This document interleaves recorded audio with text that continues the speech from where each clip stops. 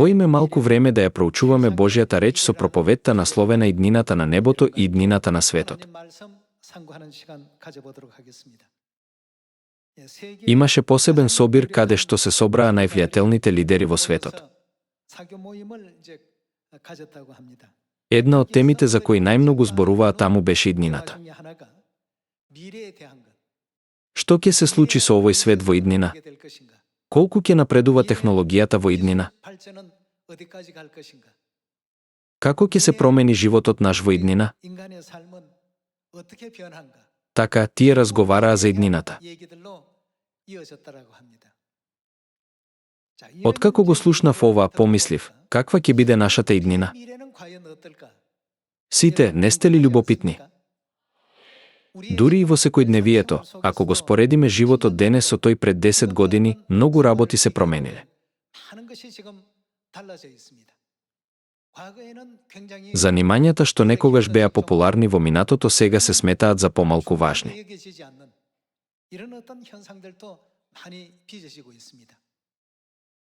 Како што вештачката интелигенција, револуционерната технологија, продолжува да навлегува во човечкиот живот, иднината на човештвото неизбежно станува споограничена.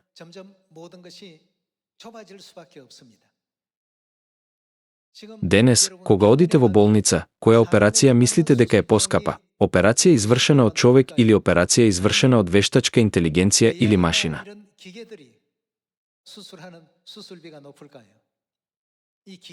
Операцијата што ја вршат машините е многу попрецизна и има многу помала стапка на грешки.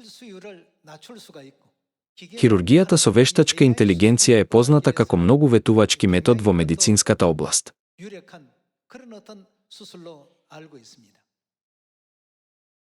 Сепак, се уште не е широко усвоено. Луѓето веќе почнаа да заостануваат во таа област. Вештачка интелигенција претходно играла игра го против човек, нели? Тоа беше широко објавено во вестите низ целиот свет. Се претпоставуваше дека човекот ќе победи, но тие ги загубија сите игри освен една. Оттогаш, вештачката интелигенција е длабоко интегрирана во нашите животи.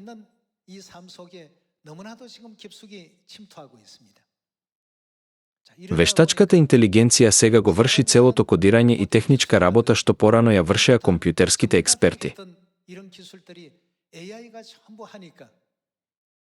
И како резултат на тоа, места како Силиконската долина во Соединетите држави и други земји отпуштаат луѓе во тие области.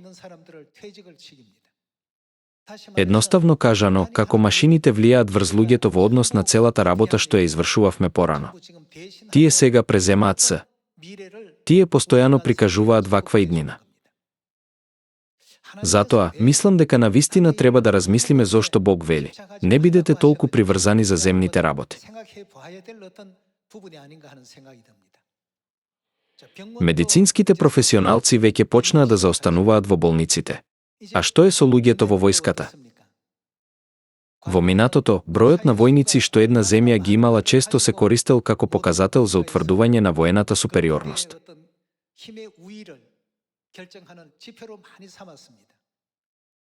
Сепак, не гледаме ли сега роботски кучиња и многу други роботи како ги заменуваат луѓето во областите каде што сме недоволни? Не сум тука денес да држам предавање за вештачката интелигенција. Меѓутоа, додека гледам во иднината на човештвото, се прашувам: колку време останува до времето кога човештвото повеќе нема да биде потребно на оваа земја? Постарите луѓе не живеат со своите деца затоа што не сакаат да им бидат товар. Бројот на самохрани стари лица се зголемува секоја година. Би било убаво нивните деца често да ги посетуваат за да се грижат за нив, но самите деца се мачат и не можат често да ги посетуваат.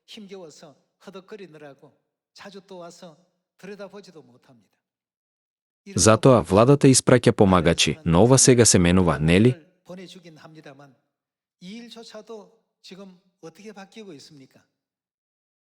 Дури и во соседните земји како Јапонија се заменува со роботи. Постарите луѓе разговараат со роботи. Ако ја вклучите ви и кажете, кажи ми интересна приказна, нема да има ништо против.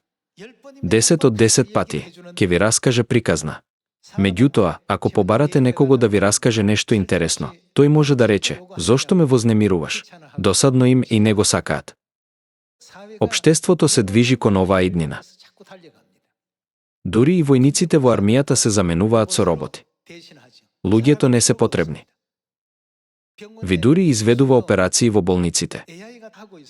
Луѓето не се толку потребни. Склопувањето автомобили едва и бара работници. Работниците протестираат, бараат повисоки плати. Бараат повеќе слободни денови. Имаат многу барања. Но откако ќе се купи машина, работи неуморно, 24 часа дневно, 365 дена годишно. Па, што мислат сопствениците на бизниси? Дали ќе вработат работници или ќе се подпираат на или роботи? Општеството постепено оди во оваа насока. Некои ќе помислат, тогаш, зарем луѓето нема да живеат удобно бидејќи не мора да работат? Не е вистина, бидејќи луѓето ќе останат без работа. Како што влегуваме во ерата на ви, често слушаме како велат: златното време на човештвото, времето за живот на оваа земја, истекува.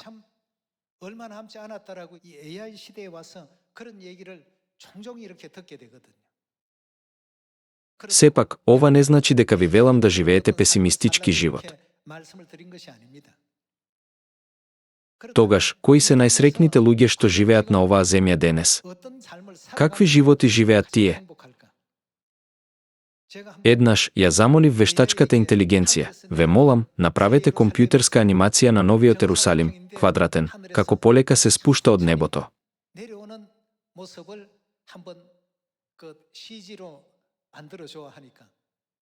И ми требаа помалку од 5 минути за да ја направа. Ги прашав оние што работат со компјутерска графика: колку време би било потребно за тоа без би? А тие рекоа: барем неколку недели. Што би го прави за 5 минути, на човек му требаат недели. Побарав од би да пишува. Ја замолив би да напише песна за жртвата на една мајка и беше толку трогателна што се расплакав. Бидејќи сакам поезија, прочитав многу песни за мајките. Сепак, никогаш не сум прочитал толку трогателна песна.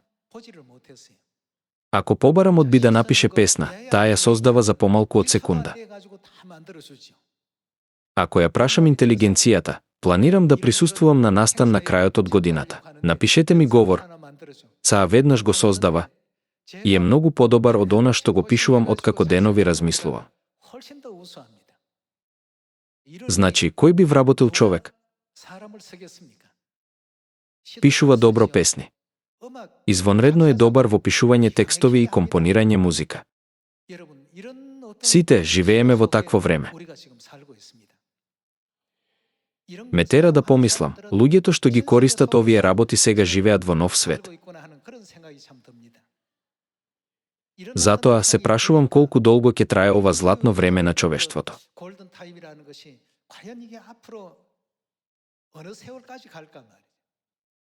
Некои велат 10 години, некои велат 20 години, но на повеќето дискусии за човештвото им недостасува јасен заклучок.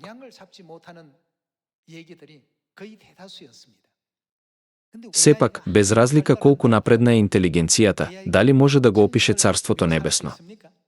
Може ли да го замени она што е во Царството небесно? Земните работи може да бидат заменети со би, но небесните работи никогаш нема да бидат заменети. Затоа најмудрите луѓе се оние кои се подготвуваат за Царството небесно и се стремат кон него. Да претпоставиме дека некој учи англиски јазик 10 години, но дали знаете што се случува? Ако му кажете колку е на вашиот паметен телефон, тој веднаш ќе одговори со точен англиски превод. Внимателно учевте англиски и конечно го научивте англискиот израз how much is it. Но кога ќе ја прашате би, таа веднаш се преведува на кој било јазик. Дали се преведува само на англиски? Се преведува и на шпански. Се преведува и на португалски. Живееме во време кога десетици јазици можат веднаш да се преведат. Од тука, што ќе се случи со академиите за англиски јазик?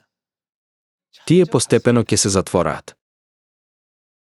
Не е ли иднината на човештвото повеќе попречена и ограничена во секој поглед? Во иднина можеби нема да има потреба од наставници, професори, па дури ни од училишта. Ова не е мое мислење, напротив, вака светот денес ја гледа иднината на нашата глобална заедница.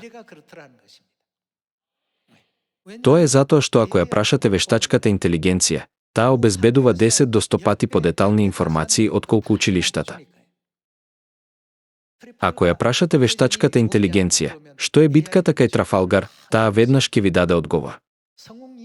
Кога ќе прашате кажете ми за херојот адмирал Јисумсин, тоа ќе ви даде во еден миг, од неговата година на раѓање до неговите достигнувања, па дури и настаните за време на владеењето на кралот Сеонџо. Дали учениците се уште ќе бараат наставници? Ова е иднината на оваа земја. Сепак, што е со нашата иднина додека се движиме кон небесното царство? Денес, луѓето имаат секакви работни места што изгледаат гламурозно, но се осудени на губење на споради системот наречен вештачка интелигенција. А што е со нас? Што се однесува до нашата иднина, кога ќе ја погледнеме Библијата, можеме да видиме дека Бог навистина подготвил секакви работи за неговите драги деца. Можеме да сватиме, нашиот Бог го гледа крајот од самиот почеток. Таткото и мајката ни ги дадоа овие учења за да ги водат своите деца во еден многу посреќен свет. Секој, не треба да го сметаме ова само како општествен феномен, туку да мислиме. Ова е иднината на луѓето што живеат на оваа земја. Тогаш, што е со иднината на оние кои живеат со очите вперени во Царството Небесно? Мораме темелно да размислиме за ова. Зошто Бог им дозволил на израелците да поминат низ многу тешкоти во пустината? Тоа беше за да ги благослови. Не е ли ова напишано во Библијата? Бидејќи Бог ги направи нашите животи денес со цел да ја направи нашата иднина уште посреќна и да ни води кон вечна слава. Искрено ве молам сите ние, како членови на небесното семејство, да не гледаме само на сегашноста, туку да трчаме вредно со поглед кон иднината. Да го погледнеме Исаија, поглавје 46, стих 10.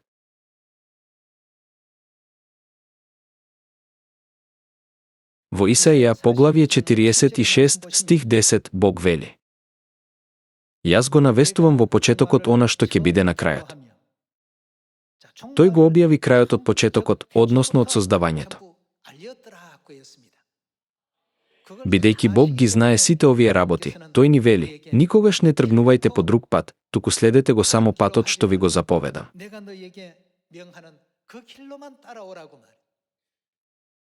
Бог не се обидува да ни присили на послушност. Напротив, тој ни го покажува патот заради благословите на нашата светла иднина. Сепак, луѓето мислат: дали навистина морам да живеам строго според Божјата реч? Зарем животот не би станал задушлив и крут ако го сторам тоа? Кога ја читаат Божјата реч без да го сватат нејзиното значење, тие погрешно мислат дека живеат живот во кој се угнетувани, ограничувани или ограничени да го прават она што сакаат да го прават. Од самиот почеток, Бог посакувал да ни го даде најсреќниот живот. Бог сакал да ни ги даде најубавите работи. Затоа Бог ни води кон патот на вистината на Новиот Завет. Затоа мораме милостиво да го следиме патот и да ја примиме славата на вечното Царство небесно. Што ќе се случи ако влеземе во ера каде што вештачката интелигенција проповеда? Затоа можеме да кажеме дека сега е златното време за нас усрдно да се посветиме на Божјото евангелие. Ако ова време помине, сите овие улоги ќе им бидат префрлени на машините, а не на луѓето.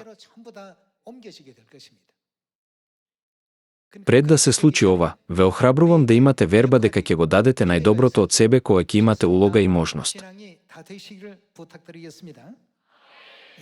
Да го видиме повторно стихот 10. Јас го навестувам во почетокот она што ќе биде на крајот, од старо време она што уште не станало. Па велам, мојата одлука ќе се изврши и се што ми е угодно, ќе го направам. Бог подготвил сите настани и околности што се случуваат на оваа земја, со цел да ја исполни неговата волја. Во минатото, романите ги пишувале луѓе, но денес, романите со вештачка интелигенција се популарни. Драги мои, вештачката интелигенција сега ги презема задачите што луѓето порано ги извршува. Неодамна, имаше сериозна вест за испит каде што одговорите беа напишани со помош на вештачка интелигенција. Кога вештачката интелигенција полага тест, речиси добива совршен резултат. Бидејќи целото знаење на овој свет е содржано во него, сосема е природно да добие совршен резултат. Гледајќи како дури и овие работи постојано се појавуваат како општествени проблеми, не можеме а да не се запрашаме. Каква ќе биде иднината за оние кои се стремат само кон живот на оваа земја? И каква ќе биде иднината за оние кои копнеат по небото и го бараат Царството небесно? Денес не сум тука како инструктор по вештачка интелигенција, но ова е реалноста на нашето време. Знаењето е преполно. Тоа е затоа што целото знаење што човештвото го акумулирало сега е складирано во компјутери и до него може да се пристапи преку вештачка интелигенција. Во минатото знаењето се пренесувало преку наставници, професори и научници. Сепак, тоа веќе не е случај. Всушност, кога професорите држат предавања сега, студентите едноставно ја вклучуваат веднаш ја проверуваат и велат: професоре, датумот е малку погрешен или тоа е друга личност. Затоа некои професори велат: тешко е да се продолжи да се биде професор поради ова. Уште од почетокот на времето, Бог веќе предвидел дека човештвото ќе живее во ваков вид ера. Поради оваа причина, Бог дојде на оваа земја по втор пат во ерата на Светиот Духот. Небесниот Отец и Небесната Мајка му дадоа на целото човештво можност да собира повеќе небесни награди. Наместо светска алчност, светско знаење и светско фалење, нели? Затоа Бог ја откри 22 поглавје од откровението на целото човештво за нашата светла иднина.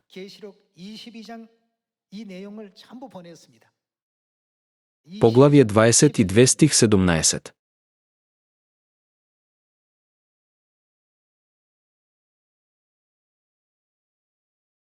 И духот и невестата велат: дојди, и кој ќе чуе, нека каже, дојди, и кој е жеден, нека дојде, и кој сака, нека земе од водата на животот дарум.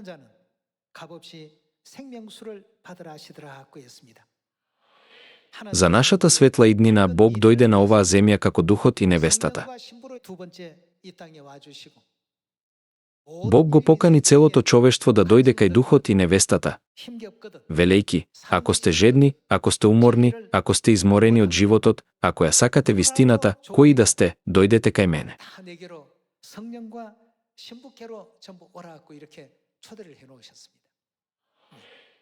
Иднината на оваа земја еден ден ќе ги открие своите граници. Сепак, иднината на Небесното царство не е царство што би може да го преземе. Сигурно ќе дојде време кога само оние што се надеваат на Небесното царство и се подготвуваат за него ќе можат да преживеат.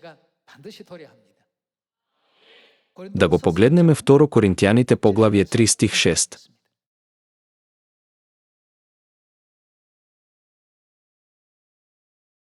Поглавие 3 стих 6. Тој ни дал. Как он создал тој? Способност да бидеме слуги на новиот завет, не на буквата, туку на духот, зашто буквата убива, а духот оживотворува.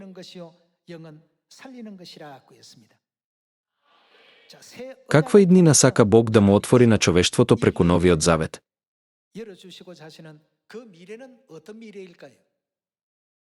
Смрт нема да има веќе ни тага, ни плач, ни болка, туку само вечно уживање.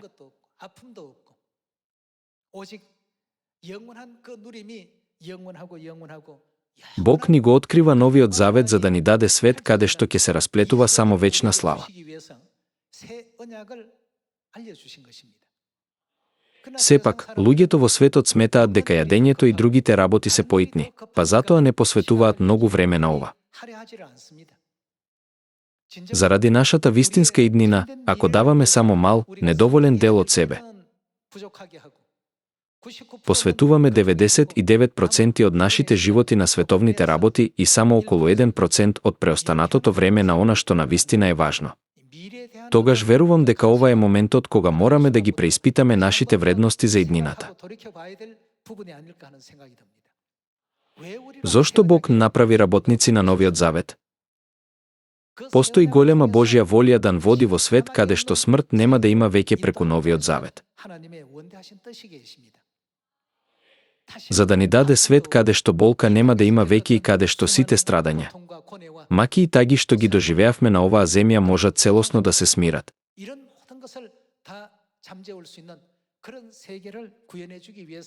Бог ни потсетува. Станете работници на новиот завет и објавувајте ја вистината за новиот завет на сите луѓе. Да го погледнеме Откровение поглавје 21 стих 4.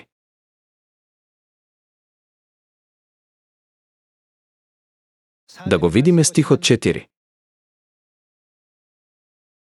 И ќе избрише Бог секоја солза од очите нивни, и смрт нема да има веќе, ни плач, ни пискот, ниту болка нема да има веќе, бидејќи поранешното помина.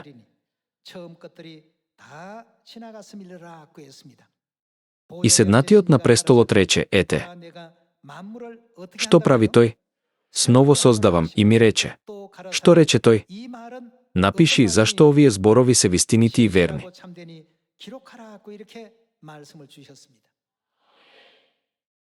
Бог ни наложил да влеземе во вистината на новиот завет за да го отвориме светот на благодатта каде што смрт нема да има веќе, ни тага, ни плач, ни болка.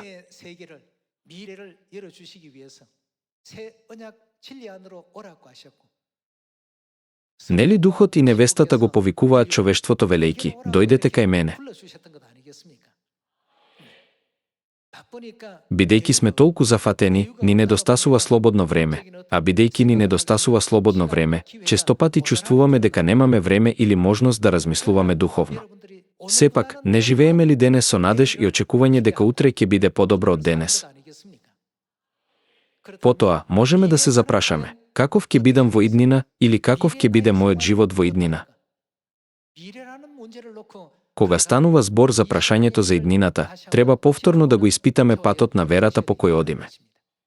Оние кои одат со очите вперени во иднината на оваа земја ќе се соочат со ограничувања и ќе дојдат до корсокак. Дури и ако животната средина на оваа земја стане многу подобра, таа не може да биде наша за секогаш. Иако нашата иднина во овој свет завршува со нашето заминување по 70 или 80 години, што е со нашата иднина во Царството Небесно? Тоа е вечна и бесконечна иднина. Тоа е свет каде што нема смрт ни тага, свет каде што секогаш има радост и мир, свет каде што секој ден се создаваат нови работи и свет каде што нема ниту болка ниту тага. Самиот Бог дојде на оваа земја за да ја открие вистината за новиот завет, за да може да ни подари таков скапоцен свет. Сепак, ние велиме: го слушнав тоа од пасторот, го проверив на YouTube и дознав за тоа за време на проучувањето на Библијата. Така, сум полн со знаење. Не треба да размислуваме вака. За да го спречат Сатана да ја одземе оваа вистина, нашиот отец и мајка ја сокриле во параболи, пророштва и историја, обвиткувајќи ја во многу слоеви. за да нејзиното вистинско значење биде целосно скриено од сите освен од небесните деца. Затоа учениците му рекоа на Исус: ќе беше полесно ако само јасно кажеше дека е А, Б е Б. Наместо тоа, продолжуваш да зборуваш во круг, терајки ги луѓето да се прашуваат: дали е ова тоа? Или е тоа ова? Тие праша: зошто зборуваш во параболи за да не можат луѓето да разберат? Тој одговори: зашто вам ви е дадено да ги знаете тајните на Царството Небесно, а ним не им е дадено? Дадени ни се такви посебни привилегии и милост, а Божјата благодат е на дело.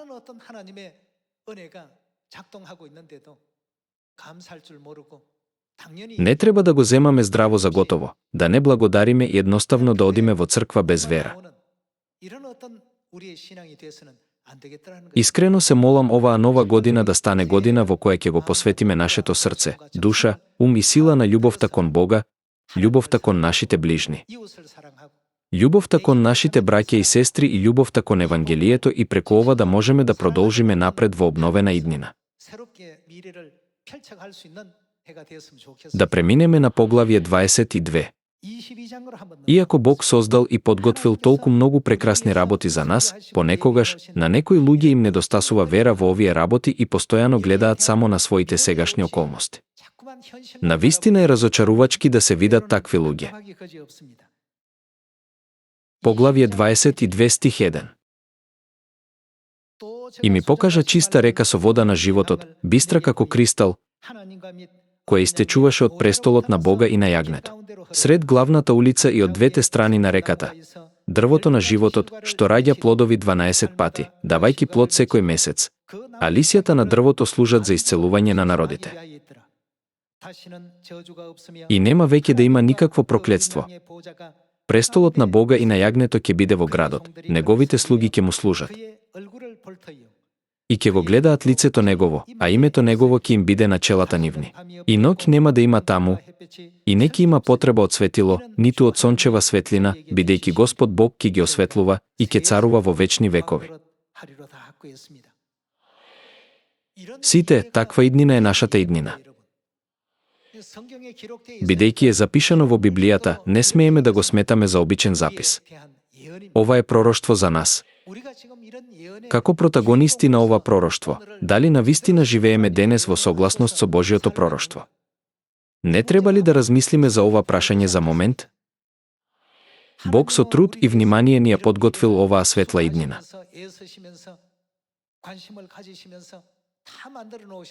Но што ако неговите деца го трошат времето на погрешни работи и срцата им се одвлечени од минливи нешта? Верувам дека никогаш не смее да биде вака.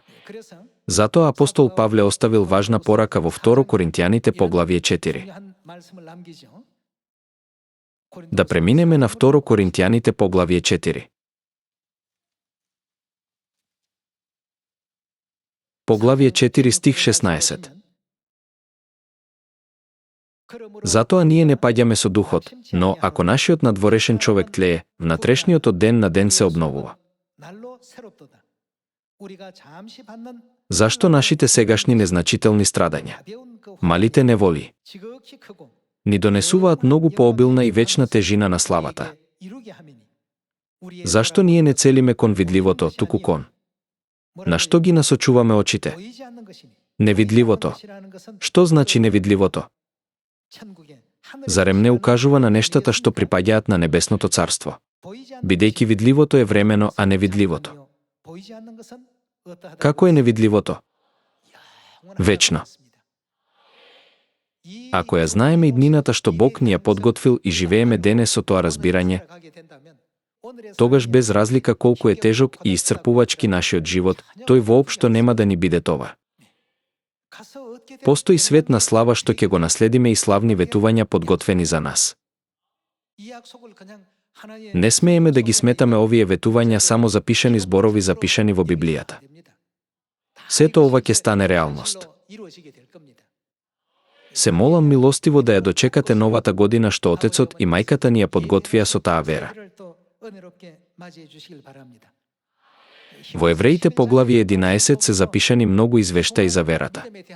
Да го погледнеме Евреите поглавје 11 стих 6.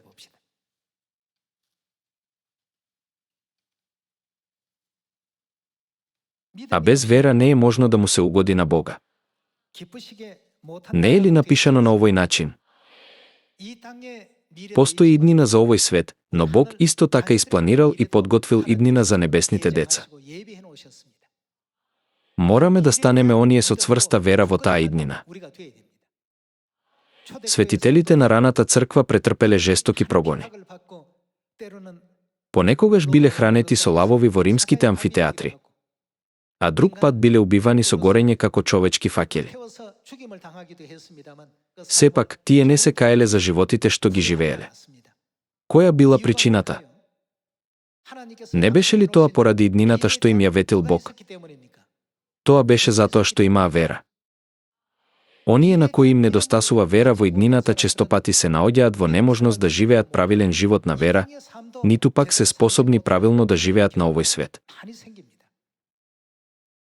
Да му угодиме на Бога 2026. Нашата вистинска иднина е милостивото и славно небесно царство, каде што нема повеќе смрт и нема повеќе болка. Како што е напишано во 1 Коринтијаните поглавје 2, нека ова биде време на вера во кое смело ќе напредуваме, размислувајќи за славата на Бога Елохим, кој подготвил вечна иднина во трансценденталниот свет каде што око не видел, уво не чуло и ум не зачнал.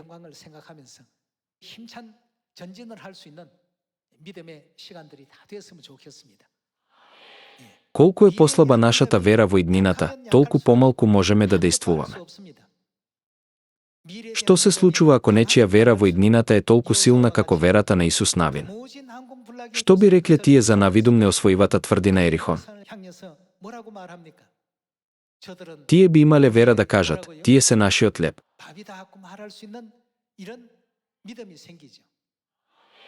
Јошуа верувал во победоносната иднина што Бог им ја подготвил. Бидејќи другите не веруваа во иднината што ја ветил Бог, тие рекоа: тие се преголеми. Ние сме како скакулци, а тие се како џинови. Ова беа зборовите што ги изговорија оние кои немаа вера во иднината што Бог ја подготвил. Бидејќи нивната вера не беше достојна да влезат во земјата хананска, сите беа уништени и на крајот паднаа во пустината. Преку прикажувањето на нивната ситуација како пример, што научи 10-то поглавје од 1 Коринќаните, научи да не стануваме како нив. Не бидете неразумни како нив, без вера во иднината што Бог ја подготвил за вас. Не е ли затоа сите овие работи запишани во Библијата за нас? Каква ќе биде иднината за луѓето што ќе живеат на оваа земја? Тогаш, каква е иднината што ја бараме? Каква иднина не очекува? Јошуа и Халев цврсто верувале во својата иднина. Затоа само двајцата стоја цврсто пред другите и рекоа: тие се нашиот леб. Бог е со нас. Нивната заштита е исчезната. Не беше ли нивната непоколеблива вера што им дозволи да зборуваат толку смирено и самоуверено? Наши сакани членови на семејството Сион, искрено ве молам во 2026 година, сите ние како небесно семејство да одиме напред со вера во иднината што Бог ни ја подготвил и во околината што ја воспоставил заради нас. Надевајќи се дека добивте многу благодат, ја завршувам денешната проповед. Ви благодарам многу.